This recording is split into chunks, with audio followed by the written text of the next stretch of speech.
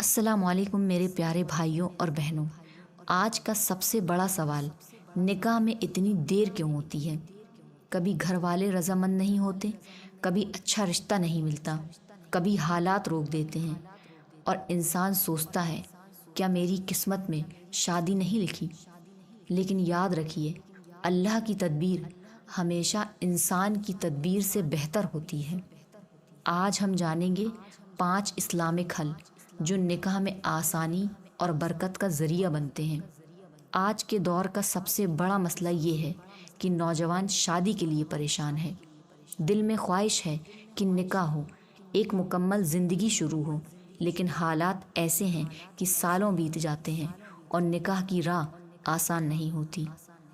کبھی گھر والوں کی رضامندی نہیں ملتی، کبھی اچھا رشتہ نہیں آتا، کبھی تعلیم اور نوکری کی شرطیں آڑے آ جاتی ہیں، تو کبھی مہنگائی اور دہیج جیسی غیر اسلامی رسمیں رستہ روک لیتی ہیں۔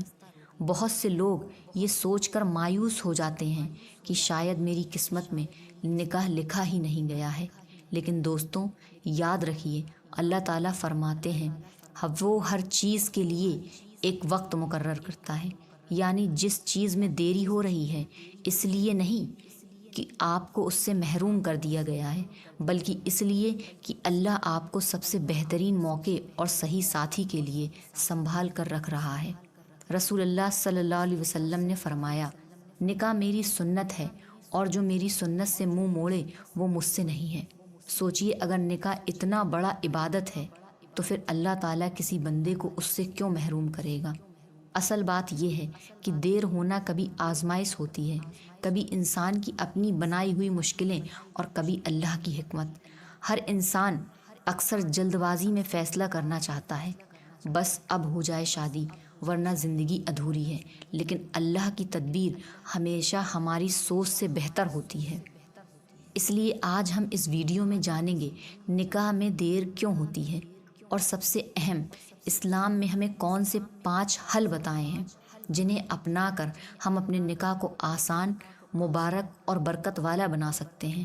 تو اگر آپ یا آپ کے گھر کا کوئی شخص اس مسئلے سے گزر رہا ہے تو یہ ویڈیو آپ کے دل کو سکون دے گا اور آپ کو یقین دلائے گا کہ اللہ کی راہ کبھی بند نہیں ہوتی۔ سب سے پہلا نمبر، صبر۔ اللہ تعالیٰ قرآن میں فرماتے ہیں، بے شک اللہ صبر کرنے والوں کے ساتھ ہے۔ کبھی کبھی دیر اس لیے ہوتی ہے کیونکہ اللہ ہمیں آزماتا ہے کہ کیا ہم اس کی تدبیر پر یقین رکھتے ہیں یا نہیں۔ صبر کا مطلب ہاتھ پر ہاتھ رکھ لینا نہیں، بلکہ حالات میں بے صبری نہ دکھانا، اللہ پر بھروسہ رکھنا اور ہر وقت اچھا گمان کرنا۔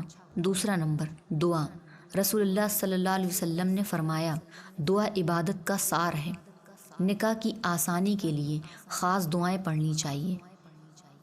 یا اللہ، مجھے اکیلا مت چھوڑ، تو سب سے بہتر وارث ہے۔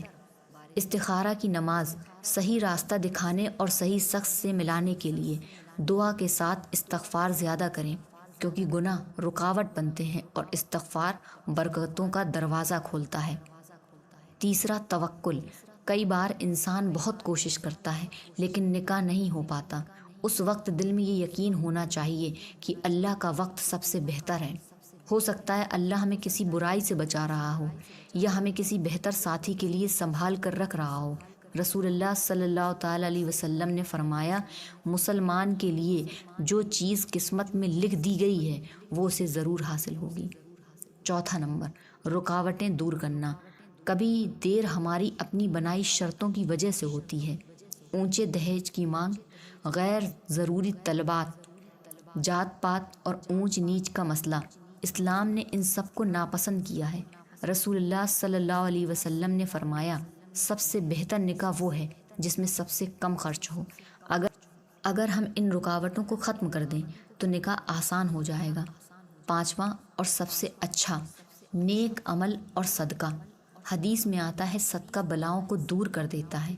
اگر نکاح میں دیری ہو رہی ہے تو صدقہ دیں، غریبوں کی مدد کریں، اناتھوں کا سہارا بنیں، ساتھ ہی نمازوں کی پابندی کریں، قرآن کی تلاوت بڑھائیں اور اپنی نگاہوں کی حفاظت کریں، کیونکہ نیک عمل برکت کو کھینچتے ہیں اور اللہ رحمت کے دروازے کھول دیتا ہے۔ نکاح میں دیر ہونا کوئی سزا نہیں، یہ اللہ کی حکمت ہے۔ ہو سکتا ہے اللہ آپ کو اس شخص کے لیے بچا رہا ہو جو آپ کے لیے سب سے بہتر ہو۔ یاد رکھیے، صبر، دعا، توکل، آسان طریقہ اپنانا اور نیک عمل، یہی 5 عمل ہیں جو نکاح کی مشکلات کو آسان بنا دیتے ہیں۔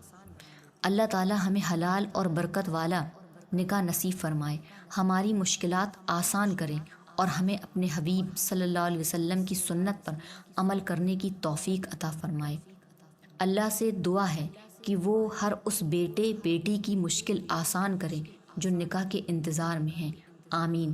اگر یہ ویڈیو آپ کو پسند آئی ہو تو اسے لائک اور شیئر کریں اور چینل کو سبسکرائب کرنا نہ بھولیں۔